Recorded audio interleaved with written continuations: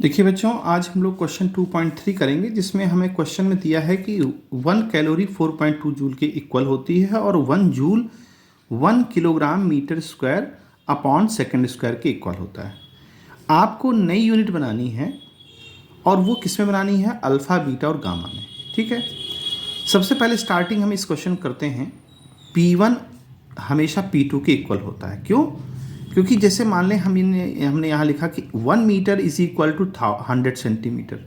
तो 1 मीटर एक physical quantity है, 100 सेंटीमीटर भी फिजिकल क्वांटिटी है, दोनों आपस में इक्वल है। भाई 1 मीटर 100 के बराबर होती है ना, तो बराबर का मतलब P1 इक्वल टू P2। अब फिजिकल क्वांटिटी किससे मिलके बनती है? तो हमें मालूम है कि न्यूमेरिकल वैल्यू और यूनिट से मिलके बनती है। यहाँ भी वही चीज़ है। तो न्यूमेरिकल वैल्यू N1 में कितना दिया हुआ है? हमें 4.2 निकालना हम। अच्छा, और उसकी यूनिट हमने किस में लेंगे? हम केजी में लेंगे, यानी एम के, चूँकि डायमेंशन के फॉर्म में इसको लेना है तो मीटर और ये लेंथ के टर्म में, यानी कि मीटर हो जाएगा, और टाइम T1। तो यहाँ से 1 सफिक्स लेंगे और यहाँ पर 2 लेंगे। अब N2 हमें फाइंड करना है, तो M2, L2 और T2। अब इसको जब आप इधर ले जाओगे तो ये नीचे चला जाएगा, तो M1 के नीचे M2 आ जाएगा और L1 के नीचे L2 आ जाएगा और T1 के नीचे T2 आ जाएगा। अब मास हमें दिया किस में था? किलोग्राम में। निकालना किस में है? कि अल्फा में हमको निकालना, नई यूनिट बनानी है। लेंथ बीटा मीटर में हमको निकालना है, टाइम्स गामा सेकंड में निकालना है। तो हमने क्या किया? M2 की वैल्यू जिसमें निकालना है अल्फा केजी लिख लिया। लेंथ मीटर में दी थी, निकालना बीटा मीटर में है। समय सेकंड में दिया था और निकालना गामा सेकंड में। तो ये हमने सारा लिख लिया। ठीक है, अब अल्फा जब ऊपर जाएगा तो ये क्या हो जाएगा बच्चों? अल्फा पे -1। ठीक है, बीटा पे पावर 2 है, जब ऊपर जाएगा तो क्या हो जाएगा? बीटा पे -2। गामा -2 पहले से ही है, तो जब ऊपर जाएगा तो ये अपने आप फिर भाई इसका प्लस हो जाएगा। सिंपल सी बात है। तो N2 की जो वैल्यू आ गई हमारी, ये आ गई। तो अब हम इसको आंसर में कैसे लिखेंगे? आंसर में लिखेंगे 1 calorie is equal to 4.2 alpha -1 beta -2 gamma +2। ठीक है, और ये क्या हो जाएगी? न्यू यूनिट हो जाएगी, क्योंकि ये कोई ऐसी यूनिट तो है नहीं। तो ये हम उसका क्या लिख देंगे? New unit of energy. Energy की यूनिट पूछा जा रहा था। ठीक है, ये बात हो गई। अब क्वेश्चन नंबर 2.4 सॉल्व करेंगे, जिसमें क्वेश्चन में ये कहा गया है, कंपेयर करना है हम लोगों को। इसमें क्वेश्चन आपके पास होगा ही। कहता है एक्सप्लेन द स्टेटमेंट। जो गिवन स्टेटमेंट है, पहला स्टेटमेंट है कि atom are very small object. तो देखिए, अब एटम तो स्मॉल ऑब्जेक्ट होते ही हैं, ठीक है, लेकिन इसको कंपेयर कैसे हम करें? भाई कोई चीज़ है, जैसे हम कहेंगे भाई फला लड़का अच्छा है, तो किससे अच्छा है ना, और कैसे अच्छा है, किन चीज़ों में अच्छा है, तो वो हमें दिखाना पड़ेगा। तो यहाँ साइज के बारे में बात हो रही है कि atom are very small object. तो एटम किससे स्मॉल होते हैं, ये मेन बात है। देखिए, अब एटम तो बहुत छोटा होता है, तो हम कह सकते हैं जैसे एटम अगर मिल जाते तो मॉलिक्यूल बन जाता है। तो हम मॉलिक्यूल चूँकि बड़ा हो जाएगा, तो मॉलिक्यूल से इसको हम कंपेयर कर सकते हैं। तो हम लिख सकते हैं atoms are very small then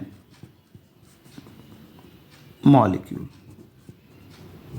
ठीक है, सेकेंड क्वेश्चन में कहता है a jet plane moves with great speed. ठीक है, ग्रेट स्पीड से मूव करता है, कोई बात नहीं। लेकिन किससे?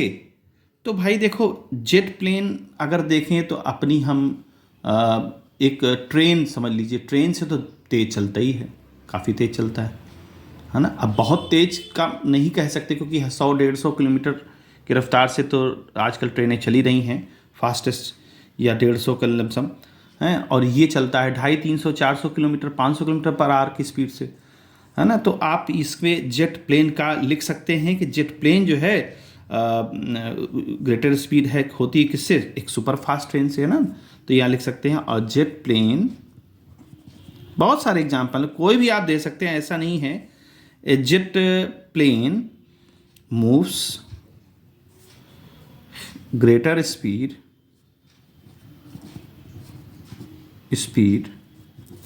देन फास्ट ट्रेन या सुपर फास्ट ट्रेन, कुछ भी लिखते हैं। एनसीईआरटी में यही आपके लिखा हुआ आंसर, तो ये भी लिख सकते हैं, कुछ और भी लिख सकते हैं, ऐसा कुछ नहीं है। जैसे स्पीड ऑफ साउंड लिख सकते हैं, क्योंकि स्पीड ऑफ साउंड जो है 340 की लमसम होती है, तो जेट प्लेन उनसे ज़्यादा चलता ही है तेज, ठीक है। तीसरा है कि Jupiter, the mass of Jupiter is very large, तो भाई किसके कंपैरिजन में? अर्थ है, मून है, लिख सकते हैं आप, है ना। तो लिख सकते हैं the mass of Jupiter is very large compare to, shortcut में मैं लिख रहा हूँ कंपेयर टू मून, मून के कंपैरिजन में मास ज़्यादा होता है, ठीक है। फोर्थ में आ जाइए, कहता है कि air inside the room contains large number of molecule, बिल्कुल ठीक है भाई, लेकिन आप किसके कंपैरिजन में? देखिए हमारे जो एयर है रूम के अंदर, अगर हम कंपेयर कर लें एवोगैड्रो नंबर से, जैसे 1 मोल, तो 1 मोल में तो एक लिमिटेड हमारे पास आएंगे 6.0 कम से ऐसे करके है ना, 6.02 × 10⁻23 नंबर होते हैं, तो उतने मॉलिक्यूल होंगे।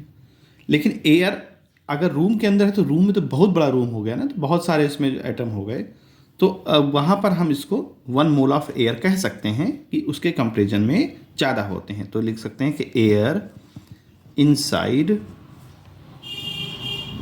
The room contains more number of molecules than 1 mole of air, ठीक है। अच्छा, पांचवें में कहता है कि proton is much more massive than an electron, तो अब कहता है कि इस देखिए प्रोटॉन का मास तो इलेक्ट्रॉन से ज़्यादा होता ही है, तो इसमें कंपेयर करने कुछ लिखने की ज़रूरत नहीं पड़ेगी आपको, ठीक है। स्टेटमेंट तो सीधा सीधा ही दिया हुआ है, इसमें कुछ करना ही नहीं है आपको, ठीक है। फिर कहता है speed of sound is much smaller than speed of light, तो वो भी ठीक है, बस सही बात है। स्पीड जो है लाइट की होती है 3 × 10⁸ मीटर पर सेकेंड के पास, और साउंड की होती है 340 मीटर, तो काफ़ी बड़ी है। तो ये तो ऑलरेडी गिवन है, इसमें तो हमें कुछ आंसर देना ही नहीं है। तो इस तरह से ये क्वेश्चंस किए जाएंगे, और उम्मीद है आपको बच्चों समझ में आया होगा। और अगर आपको कोई दिक्कत है तो आप कमेंट सेक्शन में क्वेश्चन एराइज कर सकते हैं। Good bye.